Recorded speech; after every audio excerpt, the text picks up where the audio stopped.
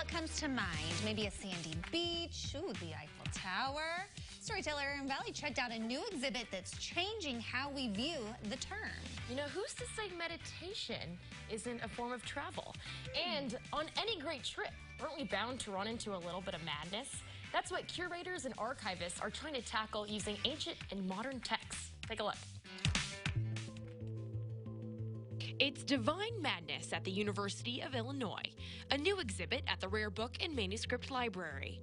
Archivist Siobhan McKissick says the name describes the way people travel, physically, cognitively, and spiritually. We decided on Divine Madness because so much of what it means to sort of pursue more and think beyond where you are physically or emotionally and mentally is very connected to spirituality. So there is a lot of divinity in going places, but there's also absolute madness. And a bit of that divine madness is illustrated in this exhibit.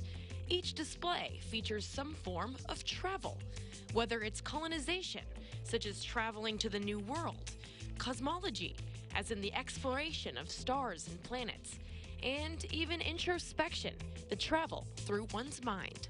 What we want people to take away from the exhibit is thinking about the fact that the way we move, the way we travel has an impact on the places that we go and what we're doing and how we think about ourselves, but also that there's so many different ways to travel. The colonization exhibit features images of people colonizing the Americas, Africa, and Asia. These illustrations are what Europeans sent home and capture a snapshot of their perspective on new lands and people. Poetry about drugs and the free love movement of the 1960s are also on display. Also some material from the Black Panther Party about how to deal with heroin epidemics, predominantly in Harlem in New York City. And what would travel be without maps? Especially maps featuring fantastical creatures and beasts, like this old map of Europe from the 1500s. Sailors weren't often sure what to think of animals they'd never seen before.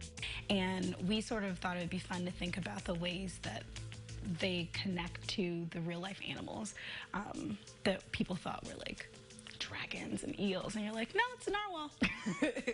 They just didn't know this thing existed yet. As for cosmology, this exhibit dives into early scientific renderings of space, atlases, and phases of the moon. But if human thought will travel upward and into the cosmos, it will also travel inward. We're talking about introspection here. So what happens when you've peeked on the journey into one's mind? Well, some claim you astral project. This cassette tape here teaches you how to do so. And basically, the idea is to teach your soul how to leave your body through meditation.